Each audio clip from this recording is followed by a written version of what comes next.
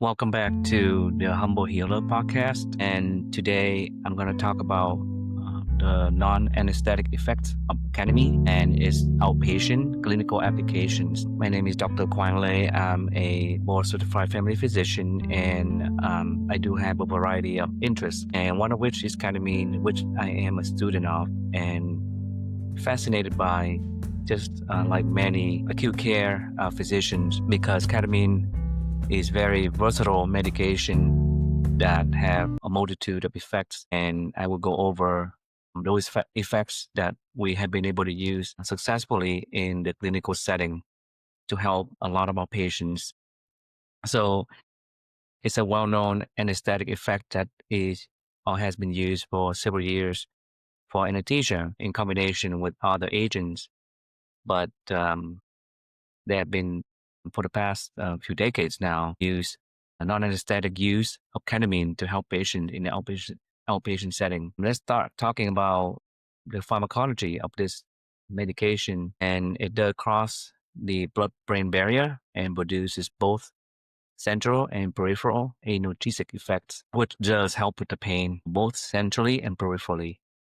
Ketamine inhibits a dopamine reuptake and also act on serotonin receptors and involve interaction between NMDA receptors, nitric oxide pathway, and opioid receptors, as well as several other receptors, which I will all go over later.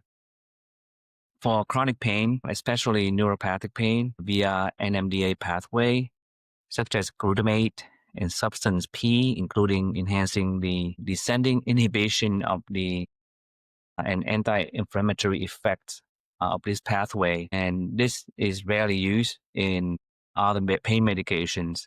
That's why it's unique in ketamine's mechanism, the NMDA pathway. And throughout this talk, you will hear that there's a lot of uniqueness with ketamine mechanism in its actions. So it does help with neuropathic pain and also anti-inflammatory effects, which help with this neuropathic pain by the NMDA pathway. In chronic pain conditions, prolonged stimulation of pain lead to activation and upregulation of these NMDA receptors at the dorsal horn synapses, which is the back part of your spinal cord, resulting in amplifying pain signals to the brain. And ketamine can help prevent chronic pain by inhibiting the pain pathway in those with phantom pain after amputation. And studies have shown combining ketamine with opioid for pain reduce opioid consumption and its side effects. And it also has synergistic effects by what we call the descending inhibition pathway, as I mentioned above. It also works better than opioids in cancer pain due to better anti-neuropathic effects. For acute pain, ketamine can relieve the acute pain by inhibiting on the presynaptic dorsal horn neurons, which transmit the pain centrally to the central nervous system, and ketamine inhibits those signals. For cognitive function, it can cause some amnestic effect, but is self-resolving. But this is useful in those patients that undergo anesthesia. Long-term use of ketamine in those with complex regional pain syndrome was not shown to cause cognitive dysfunction, and also had been studied to alleviate the post-op cognitive dysfunction in non-head trauma patients by reduction of the post-op systemic inflammatory response. For dementia and Alzheimer's, ketamine acts as an NMDA receptor antagonist to reduce the cytotoxic effects of the excess glutamate that is found in the Alzheimer's disease. There's a medication called memantine, which is another NMDA receptor antagonist that is FDA approved medication for Alzheimer's, and which I have prescribed to several patients of mine with Alzheimer's. And ketamine has a similar mechanism of action to this medication, but also had additional effects that this medication does not have. For depression and PTSD, it's been found that treatment-resistant depression affects up to 30% of all depressed patients by a dopamine reuptake regulation. Ketamine can have had active and rapid antidepressant effect, which does not take several weeks as traditional antidepressants. There are data now suggest ketamine's positive effects in reducing suicidality and alleviating PTSD symptoms. For people with traumatic brain injury, ketamine has an anti-glutamate activities that may have a role in delaying cerebral ischemia, which is uh, causing necrosis or irreversible loss of neurons or brain cells after a subarachnoid hemorrhage, traumatic brain injury, and stroke, as well as cerebral vasospasm in which your vessels tighten, causing stroke-like symptoms. And glutamate plays a role in secondary damages to these events, causing ischemia of the brain cells and brain cell loss of function. And ketamine help reduce this glutamate effect and reduce the injury to the brain cells from these events. For the immune system, major surgery and sepsis can lead to release pro-inflammatory mediators, including cytokines, which can increase the risk of multi-organ failure. Ketamine regulate the inhibition of inflammatory cytokines such as TNF, tumor necrosis factor, and 6, and other pro-inflammatory cytokine that activity that would occur in both the central nervous system, glial cells, and the peripheral immune cells. It also plays a role in reducing blood-brain barrier, a process that allows inflammatory cells to cross the blood-brain barrier into the central nervous system. Now, I'm going to list some of the studies that have been done that I have accumulated the past 4 years while studying ketamine, and some interesting studies here. The first one is a study about effect of the antidepressant effect of ketamine in depressed patients. And this study showed that they compare patients that receive ketamine versus sugar pills. And they found that patients did have significant improvement in depression rating scales. They studied that these effects are conducted by way of the NMDA receptor mechanism of ketamine. In another study for people with resistant or refractory depression, they also found that ketamine have a positive effect in reducing the depression in these patients. They gave them a single ketamine 0.5 milligram per kilogram infusion that was found to be effective in reducing depression score in the treatment group. And this effect was observed as early as 4 hours post-infusion and peaked at 24 hours. Therefore, it can provide a rapid impact of ketamine on mood. And the effect was reduced at 7 days post-infusion, suggesting that its effect could be transient, but we will see that ketamine also have action on delay receptors that could allow us to have long-lasting effect on patient with depression, anxiety, and other mental health disorders and pain. And this is one of the reasons why ketamine has been used in several emergency departments to help with patients coming in with suicidal ideation.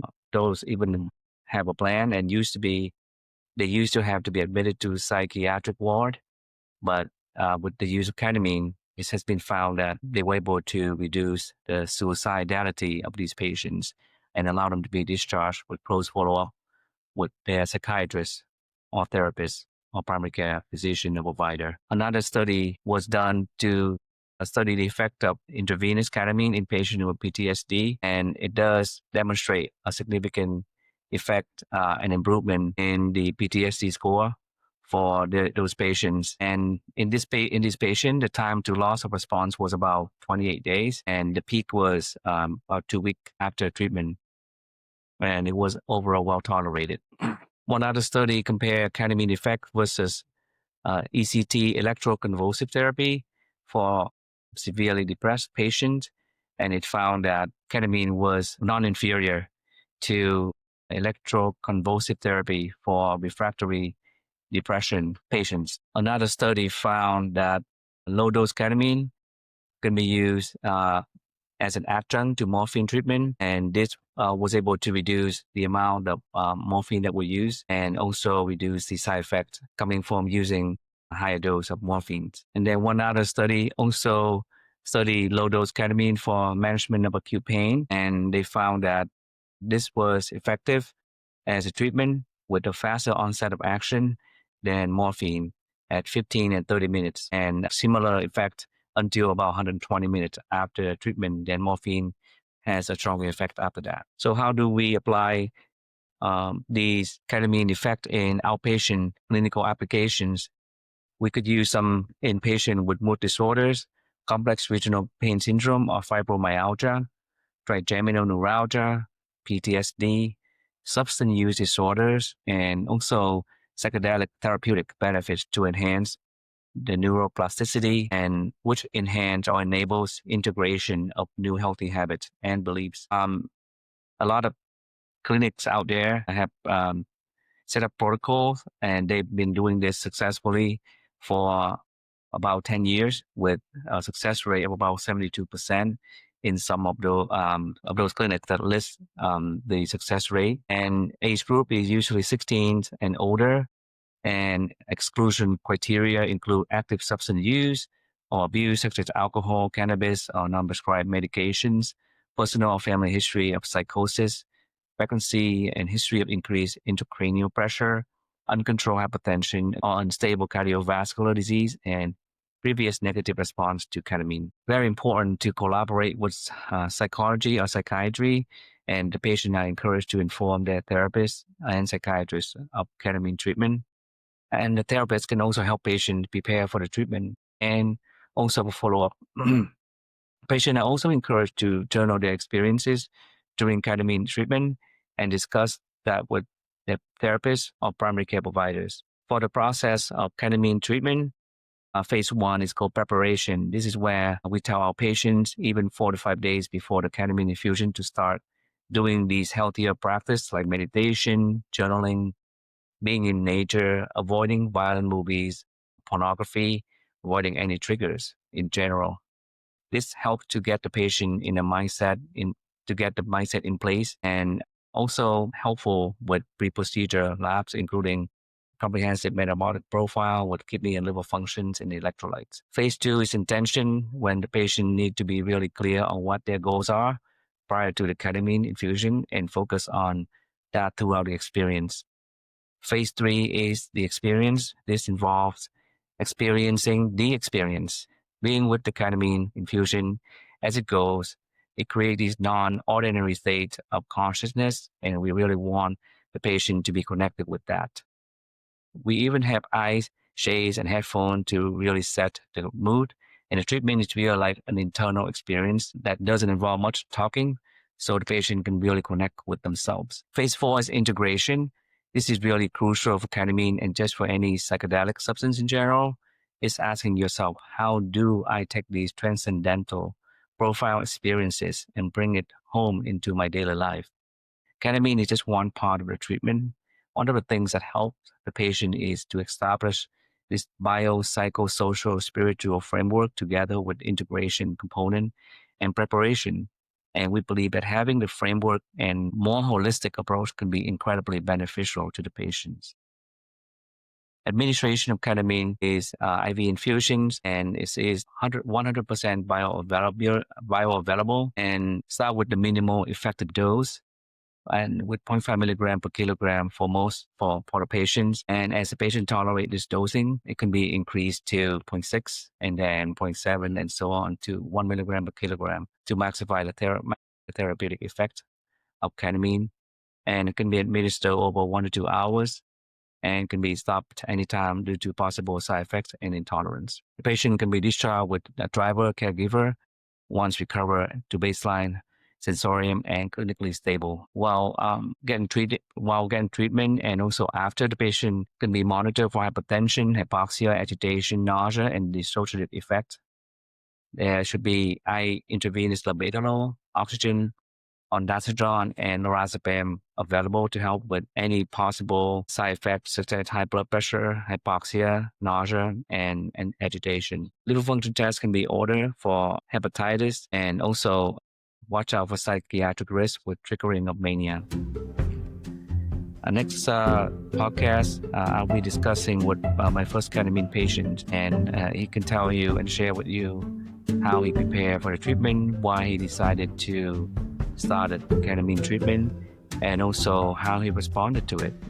I think that his experience can really enlighten the knowledge of the audience regarding what ketamine can do and how it has changed his life. And his name is Colin, and I'm very grateful that Colin decided to or agree to be interviewed for this podcast, which will be conducted next Sunday. I hope that you will catch that episode, and please leave me any comment or questions regarding ketamine treatment and effects.